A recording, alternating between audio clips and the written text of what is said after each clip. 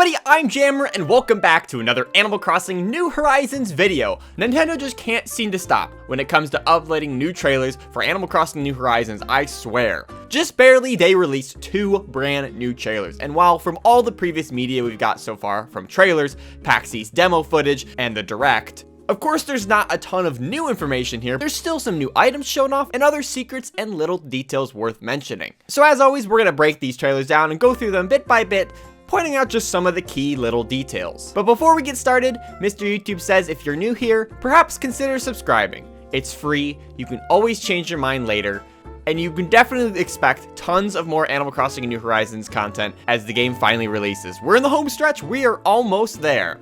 So thanks for listening to that. With that out of the way, let's just jump right into this. Let's start off with the first trailer. This trailer basically shows the progress of a player designing an area in the outside of their town. In the first shot, you'll actually notice, boom, right there, cherry trees. And I know a lot of people have been questioning if cherry fruits are returning. Well, there they are. We, for some reason, had not seen them before, and it really wasn't a question if they were going to return or not. But it's cool to see cherry trees are coming back. As the player walks across the path, there's a couple of villagers in the background. First, we have Boone staring at a soccer ball. I feel like Nintendo is just teasing us now because we know for a fact that that's just a furniture item. That's not actually a ball you can kick around. Or is it? I don't know.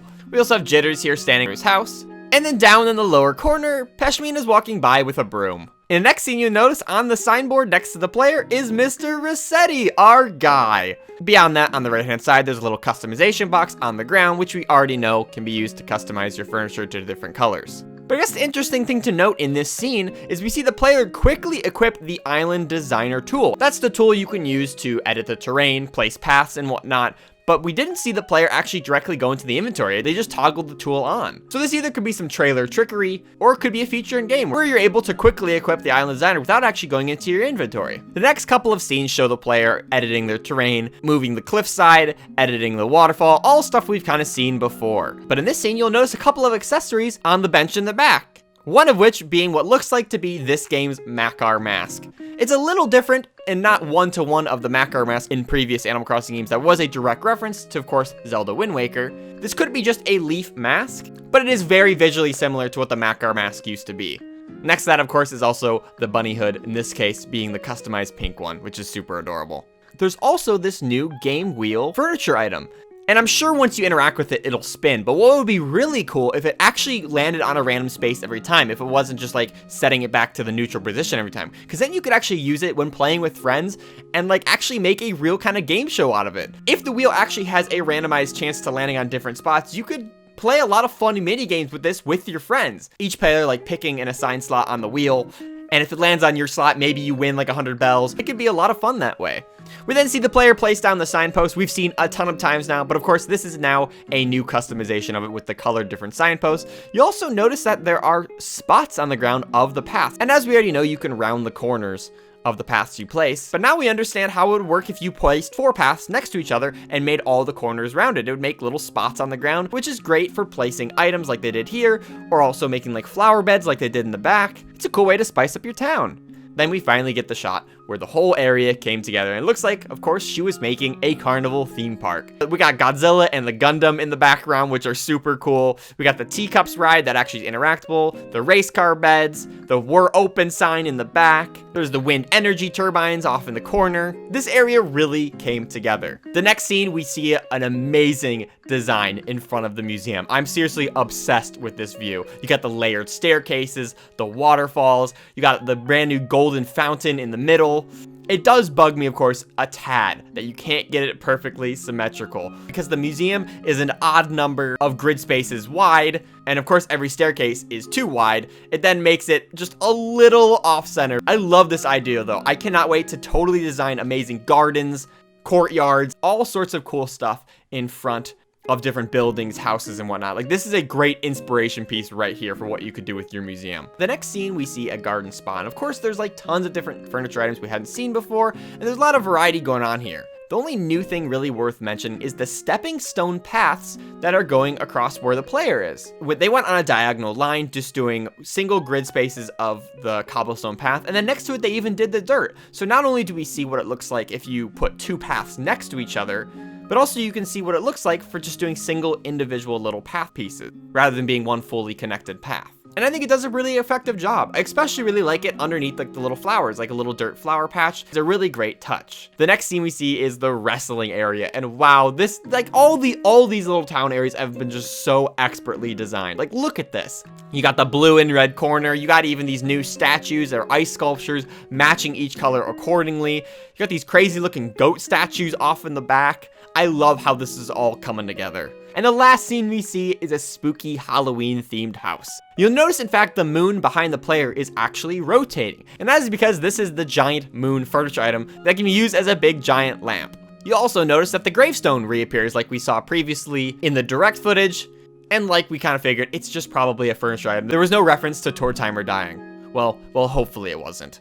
Again, I just love how this whole area is coming together. Look at the variety of the elevation, the waterfalls, the crisscrossing ramps. Like, this is just, wow, this is just working for me.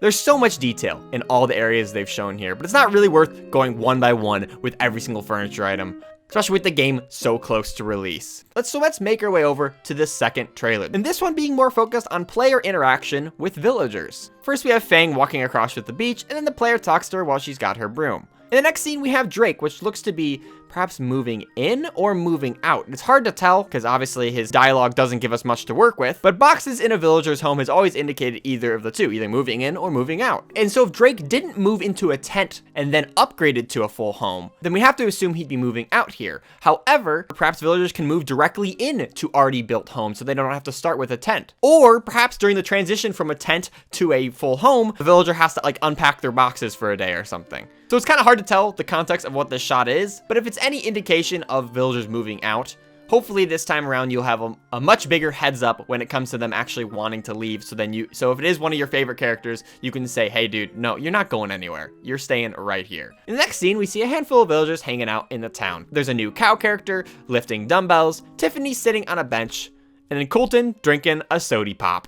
You'll also notice that the table on the left here is, of course, the return of the cabin furniture set, another classic furniture set that has been around in the Animal Crossing series. In the next scene, it's fishing day. There's a handful of villagers fishing alongside the player. Eloise, Vesta, Apollo, Punchy, and what you'll notice is that they're all wearing hats, which is a super cute detail, but I wonder if it's actually an indication of something more than just they're wearing hats. Perhaps this is the official fishing tournament, and these are the other townsfolk in your village that are participating in the tournament. That's why they're all wearing like little fishing caps. Regardless, it's the cutest little detail ever, and I love it. In the next scene, we see the player with Tom Nook, and again, a handful of villagers shooting off some party poppers on the bridge, and we've seen this shot a bunch of times before. Perhaps this is the celebration of like new big projects being completed, like bridges, for example. And so perhaps this is an animation that does play every time you finish a bridge, or like a big project like that. The villagers, of course, we have here are Chatter, Lyman, Rocket, and one of my personal favorite, Admiral. I love this guy. I'm so glad he's returning in this game. In the next scene, we see some villagers celebrating the player's birthday. We have Peanut, which looks absolutely adorable with that bow. I can't handle it. I literally can't handle it. Matter of fact, all the villagers here, Lyman and Bob included, are super dapper. They're all dressed up in tuxedos, ties, and formal hats. It looks like the player didn't get the memo on the dress code for their own birthday. Oh, and Bob's little hat is literally melting my heart. I can't handle it. I seriously can't handle it. In this next scene, there really isn't much going on, admittedly. However, there is something interesting about Olivia. She seems to be like holding something. Kind of looks like she's just holding an accessory, some sort of purse or something, which is super cute. In the next scene, we see the player having a picnic with a couple of villagers as well. And my first question when I first saw this was, how did they get all these villagers to actually interact with the picnic set and actually have a picnic with the player? Because we already know that villagers can interact with things and they have unique animations like eating food and sipping drinks. But as far as we've known for like actually setting up villagers to take like a unique picture, you'd have to do it with the photo mode thing at Harvey's Island. So this shot actually could indicate that this could be a new way to hang out with your villagers. Similar to where you were able to play tag with a set of a couple of villagers who were in the town at the time, perhaps this is another thing you can do, hang out with villagers in your town. You could actually invite a couple of villagers to a picnic and you can just hang out and spend the day with them. I really hope this is a feature because that's such a cute idea. If you can just invite your fellow villagers on a picnic whenever you want, like that'd be just so adorable. I love it.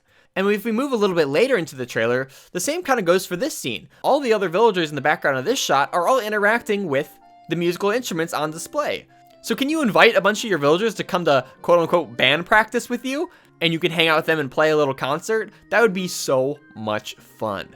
The final shot of this trailer shows a snowy scene with a player rolling up a snowball. And there's already a larger snowball off there on the right, so they're probably just trying to get the mass a little bit bigger so then they can pop the head on the snowball to make, of course, a snowman. The cutest detail, however, is the fact that all the villagers not only have knit hats on, but they're all wearing long sweaters. It's so cute to be able to see all the villagers in your town wearing appropriate clothing dependent on the weather, and it brings a lot more life to the game. This is much better than watching Alfonso run around your town in the winter in nothing but a tank top. And that is all the little details I could find in these new trailers. Like I said, there's already so much we already know about the game, and from all the footage we've seen from other trailers, the direct, the demo footage. So there isn't a whole lot to go off of here with these new trailers, and while there was like a lot of new furniture stuff to show off, there was only a handful of little details to worth to point out. We are in the home stretch, baby. 1 week remaining until Animal Crossing New Horizons comes out, and I cannot wait. If you enjoyed this video, be sure to give it a big awesome like, and if you haven't already, definitely subscribe for tons more on Animal Crossing New Horizons. Like I've been saying plenty, I have a lot in store for when this game fully launches. I plan to do some guide work, maybe talk about money making guides, as well as how to unlock certain things like the Island Designer tool. Beyond that, I plan on doing a let's play, taking you along my journey as we complete my island. In addition to that, I have some ideas for some community-driven series as well. One idea in particular that I'm still working out the details with is the JammerHHA. Essentially, as a community, we're gonna pick a theme. And then everyone can design their town, their home, and can submit to the JammerHHA with what they've created, and then you guys can vote which ones are your favorites and will be featured in the video showcasing the JammerHHA specials. When the game comes out, this month's theme, to keep it simple, is just going to be Starter Campsite. Because everyone's going to progress at this game a little bit differently, so I thought a simple theme would make sense to start off this new series. This series will be a great way to not only see what our community comes up with, and not only could give you inspirations for what you could put into your town. I'm still working out the details of how I want you guys to submit to them. Welcome to always send me screenshots or little videos on Twitter, but I think our best organization tool might be on Discord. If you haven't checked it out yet, our Discord's a great place to find friends to play Nintendo Switch with, so the link to join that is the description below, and again, I will keep you guys updated on how we're best gonna handle submitting to this month's theme. This first month of the JammerHHA is going to be a trial run until we figure out what's gonna be the best scenario for this. And since the game isn't even out yet, you guys will have plenty of time to prepare, think things over. I think it could end up to being a really fun series for the channel. So anyways, thanks you guys again so much for watching, and I'll catch you in the next one. See ya!